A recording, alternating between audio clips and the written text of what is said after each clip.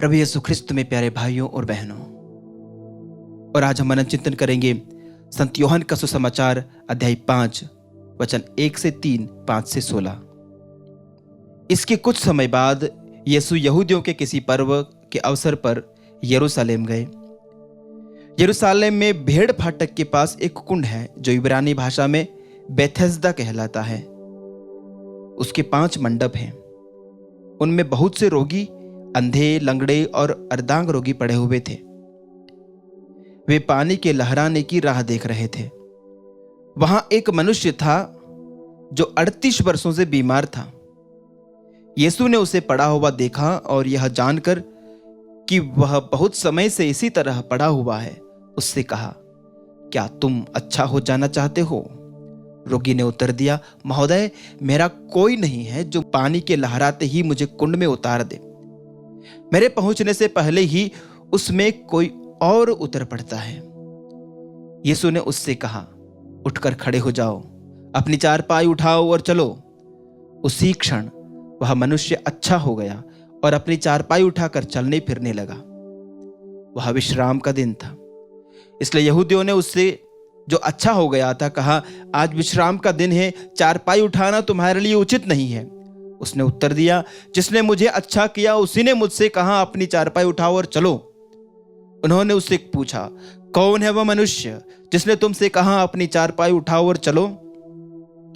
चंगा किया हुआ मनुष्य नहीं जानता था कि वह मनुष्य कौन है, क्योंकि उस जगह बहुत भीड़ थी और यीशु वहां से निकल गए थे। बाद में मंदिर में मिलने पर यीशु ने उससे कहा, देखो, तुम चंगे हो गए हो, फिर पाप नहीं करो, कहीं ऐसा ना हो कि तुम पर और भी भारी संकट आ पड़े। उस मनुष्य ने जाकर यहूदियों को बताया कि जिन्होंने मुझे चंगा किया है वह यीशु है। यहूदी यीशु को इसलिए सताते थे कि वे विश्राम के दिन ऐसा काम किया करते थे। प्रभु का पवित्र सुसमाचार। हे ख्रिस्त, तेरी स्तुति हो। प्रभु यीशु ख्रिस्त में प्यारे विश्वासियों, यह घटना सिर्फ हमें संत यूहन्ना के सुसमाचार में पढ़ने को मिलती है। संत यूहन्ना के सुसमाचार अध्याय 5 में एक व्यक्ति जो किसी रोग से पीड़ित है, हो सकता है वो लकवाग्रस्त हो सकता है वो लंगड़ा हो, क्योंकि मूल भाषा में उसकी बीमारी को नहीं बतलाया गया है, हालांकि हिंदी अनुवाद में उसे अर्धांग रोगी कहा है। वहां एक मनुष्य था जो 38 वर्षों से बीमार था। सिर्फ बीमार है कहा गया है, 38 वर्षों से बीमार था। इस व्यक्ति की कंडीशन देखिए, इसकी दुर्दशा देखिए। यह बंदा 38 वर्षों से वहां पड़ा हुआ है ना, आप कल्पना नहीं कर सकते। एक कुंड है, एक सार्वजनिक स्थल है, जहां पर उस समय के वहां के यहूदियों का मानना था कि ईश्वर का दूत एक निश्चित समय में आकर वहां के पानी को हिलाता है, जो कोई उस समय उस पानी में प्रवेश करता है उसे चंगाई मिल जाती है। तो इस विश्वास से कई लोग वहां पर अपने मरीजों को लेकर आते थे और वहां पर उन्हें उस समय में वो पानी का स्पर्श करा के वो ले जाते थे। एक बंदे को वहां पर छोड़ दिया गया है। शायद उसके परिजन उस समय रहे होंगे, लेकिन उसको छोड़ के अब चले गए। 38 वर्षों से वहां है और ये कहता है, मेरा कोई नहीं है।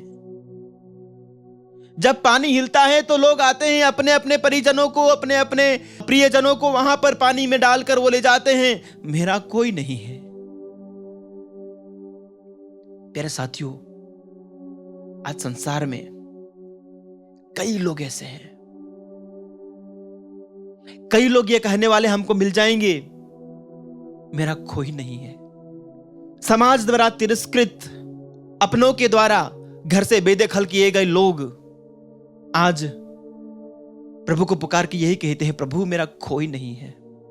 और जिनका कोई नहीं है, प्रभु यीशु कहते हैं, मैं हूं। यदि आपका परिवार का कोई नहीं है, मैं हूं। प्रभु कहते हैं, क्या तुम चंगा हो जाना चाहते हो? Do you want to be healed? और उस व्यक्ति की चंगाई, उसको लगता था कि कोई आएगा और उसको पानी में डालेगा, इसलिए वो कहता है मेरा कोई नहीं है जो मुझे मदद करे।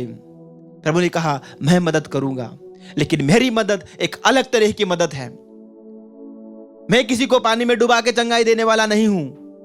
यहां पर मैं इसलिए नहीं आया, हालांकि जरूर प्रभु इस प्रकार की एक प्रक्रिया के द्वारा भी एक अंधे को चंगाई प्रदान करते हैं। सिलोआम के कुंड में उसको जाकर अपनी आंखें धोने के लिए कहते हैं, वो एक अलग बात है। लेकिन यहां प्रभु ने कहा इस कुंड से, इस पानी से भी सामर्थ्यवान तुम्हारे सामने खड़ा है। तुम्हारा विश्वास इस ईश्वर द्वारा सृजित पानी के ऊपर है, लेकिन उससे भी महान व्यक्ति तुम्हारे सामने खड़ा है, उससे भी महान वास्तविकता तुम्हारे सामने खड़ी है।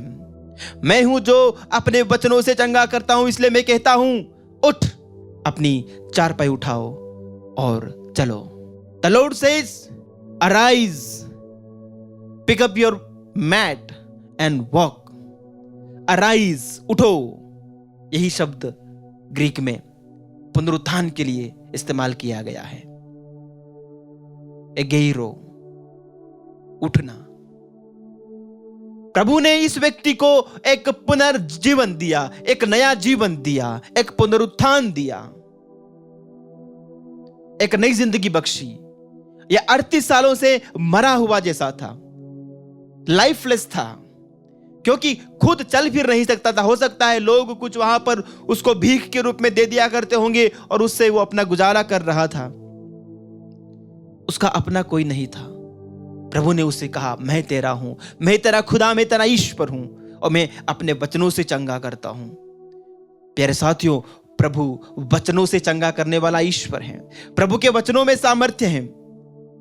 इस दुनिया की चीजें हमें जब चंगा करने, हमारे जीवन में परिवर्तन लाने में नाकामयाब होती है, प्रभु का वचन काम करेगा। हम पढ़ते हैं भजन संहिता 107 उसके वचन 20 में, उसने अपनी वाणी भेजकर उन्हें स्वस्थ किया और कब्र से उनका उद्धार किया।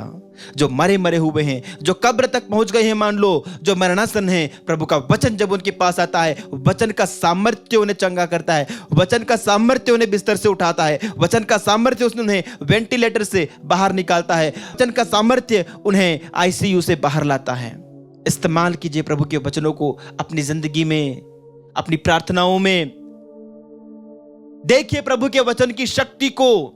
प्रज्ञा ग्रंथ अध्याय 16 के वचन 12 में प्रभु का वचन कहता है, क्योंकि उसे किसी जड़ी बूटी या लेप से स्वास्थ्य लाभ नहीं हुआ, बल्कि प्रभु तेरे वचन ने, प्रभु तेरे शब्द ने उसे चंगा किया। जरूर जड़ी बूटी, दवाइयां, मेडिसिन हमारे लिए, स्वास्थ्य के लिए है, लेकिन इन सब से ऊपर है प्रभु का वचन हमें चंगा करता है। आप बीमार हो, जरूर अस्पताल में जाइए, लेकिन प्रभु के वचनों के सामर्थ्य को आजमाइए, प्रभु के वचनों के सामर्थ्य को लेकर के प्रार्थना कीजिए। आप शीघ्र ही अच्छे हो जाएंगे, आपको चंगाई मिलेगी। तो 38 सालों से बीमार ये व्यक्ति उसी समय उठ खड़ा होता है और चलने फिरने लगता है। जब प्रभु इसे दूसरी बार मंदिर में मिलते हैं तो उसे चेतावनी देते हैं, कहते हैं देखो तुम चंगे हो गए हो, फिर पाप नहीं करना। यानी उसकी बीमारी के पीछे जो कारण था वो था उसका पाप। उसके पापों ने उसे उस अवस्था में बांधे रखा था। उसके अपराधों ने, उसके अतीत के कुछ गलत कामों ने उसे उस परिस्थिति में शैतान के बंधन में बांध के रखा था। प्रभु ने उसको आजाद किया। मेरे साथियों, क्या ऐसा हो सकता है? क्या कोई अपने पापों के कारण बीमार हो सकता है? जरूर, लेकिन ये हमेशा ऐसा होना जरूरी नहीं। इसका मतलब यह नहीं कि हम हमारी हर एक बीमारी को हमारे पापों से जोड़कर देखें, लेकिन कई बार हमारी बीमारियों के पीछे, हमारे जीवन की असफलताओं के पीछे, हमारे जीवन की परेशानियों के पीछे, हमारे पारिवारिक संबंधों के पीछे, हमारे बिगड़े हुए रिश्तों के पीछे कहीं ना कहीं बहुत बार हमारा पाप एक कारण होता है। मेरे साथियों, हम पढ़ते हैं भजन संहिता 107 के वचन 17 में, कुछ लोग अपने कुकर्मों के कारण बीमार पड़ गए थे, वे अपने पापों के कारण कष्ट झेल रहे थे। सब लोगों का नहीं कहा, कुछ लोग, जरूर ऐसे हैं जो अपने कुकर्मों के कारण बीमार पड़ गए हैं। तो हमें जब कभी हम किसी गंभीर बीमारी से पीड़ित हैं और जब हम देखते हैं अपने परिवारों में कुछ इस प्रकार की बीमारी है जो नहीं जा रही है और कोई बीमारी बार बार लौट के आ रही है, कुछ परेशानी हमारे परिवार में बार बार हो रही है, बार बार हमारे परिवारों में एक्सीडेंट हो रहे हैं, बार बार आकस्मिक मौत हो रही है, बार बार कुछ अनहोनी हो रही है, पश्चाताप कीजिए। अपने पापों के ऊपर पश्चाताप कीजिए। एक अच्छा पाप स्वीकार कीजिए। पाप स्वीकार करने के बाद प्रभु का शरीर और रक्त ग्रहण कीजिए। चंगाई मिलेगी प्यारे साथियों, आपके बंधन टूट जाएंगे, आप स्वस्थ हो जाएंगे। अपने आप को पापों से मुक्त करो तो तुम स्वस्थ हो जाओगे। प्रभु कहते हैं उसके बाद अब फिर पाप न करना। जब प्रभु हमारे जीवन में चमत्कार करते हैं, जब प्रभु हमें उद्धार करते हैं, हमें छुड़ाते हैं, हमें आजाद करते हैं, प्रभु हमें आगाह भी करते हैं अब पाप मत करना, नहीं तो इससे भी भारी बीमारी आपको हो जाएगी, इससे भी गंभीर समस्या से आप ग्रसित हो जाएंगे। प्रभु जब हमें माफ करते हैं, आजाद करते हैं, वो चाहते हैं कि हम उस आजादी में जिए, हम उस स्वतंत्रता में जिए, ईश्वर की उस सामर्थ्य में हम जिए। अन्यथा इससे भी गंभीर चीजें हमारे ऊपर आ पड़ेगी। आइए हम प्रार्थना करें, प्रभु हमको वो शक्ति प्रदान कर कि हम हमारी पुरानी से पुरानी बीमारियों को, पुराने से पुरानी बुराइयों को आज तेरे पास लेकर आए।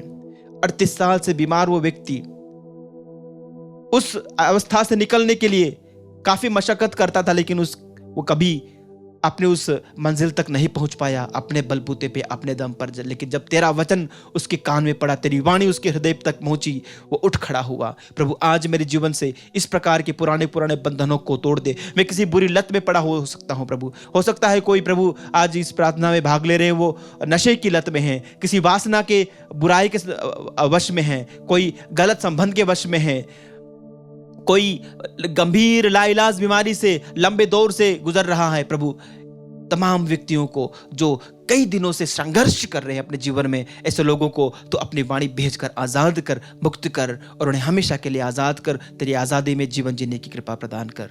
आमीन।